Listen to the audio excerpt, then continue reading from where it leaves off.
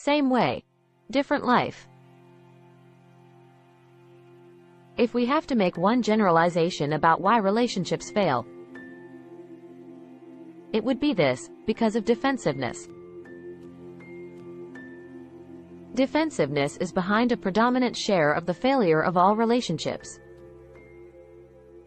The difficulty is that there is no way of escaping the sort of situations that can trigger defensiveness.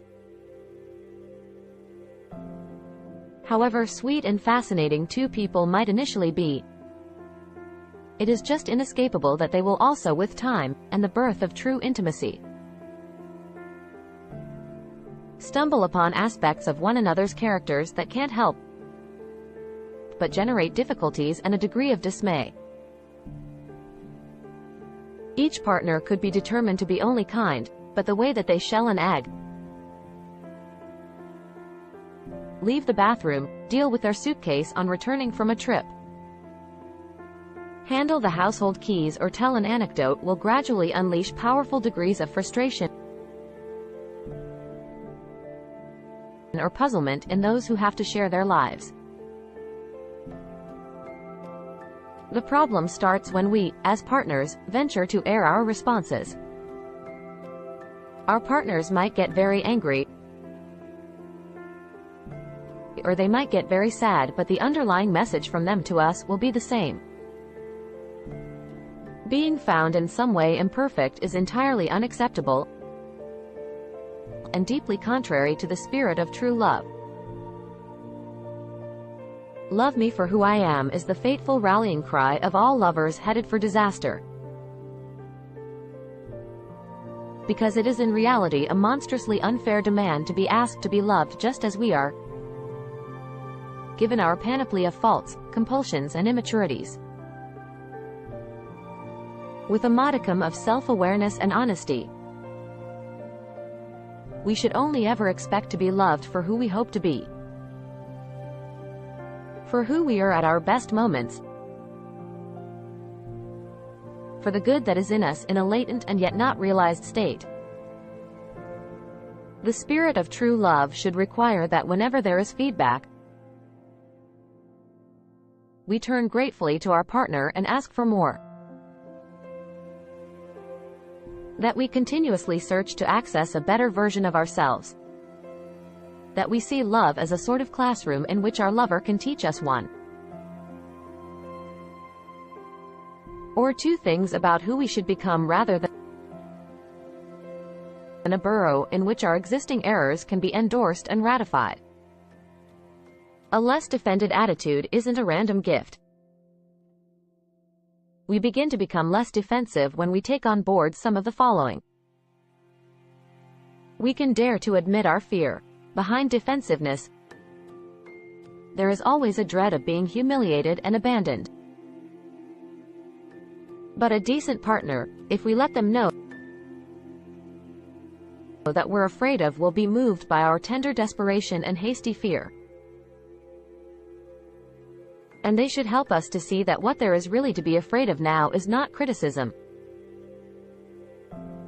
but an inability to accept its gentle manifestations with grace.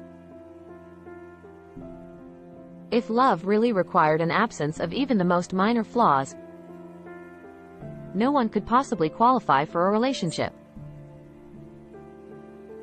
Yet in reality, we are love-worthy not because we're perfect, but because none of us ever can be. Love isn't fragile. In the defensive person's mind, a tiny comment is like the small rockfall that announces an avalanche. There seems no way to trust that it really is just about how long pasta should be cooked, or the right way to make a bed. The underlying intention seems always to be to inflict a devastating wound on us and speed the entire relationship to a close. The defensive person has not had a chance to experience the robustness of love. How it's wholly possible to call someone the worst names in the lexicon and then, 10 minutes later, to want to lie softly in their arms, tenderness having been renewed and reinvigorated by an opportunity to purge or give in frustration. There can be ruptures and then repair. True love is resilient. It's not destroyed by a detail but only ever by the way that a detail can't be acknowledged and processed. Defensiveness can be outgrown. When searching for a partner, we need to look out for someone who can join us in the heroic quest to recognize and overcome defensiveness.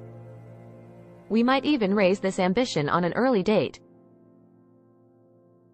We might say, I'd like one day to move to the country, learn Spanish, and, with a lover's help, get over my defensiveness. That's what we might declare by way of introduction to our goals. We could frame the attempt to listen to criticism without fury or hurt as belonging to one of life's mightiest challenges. Eventually, with a lot of effort, we could hope to reach a stage when a partner could point out with tact and humanity that we have bad breath.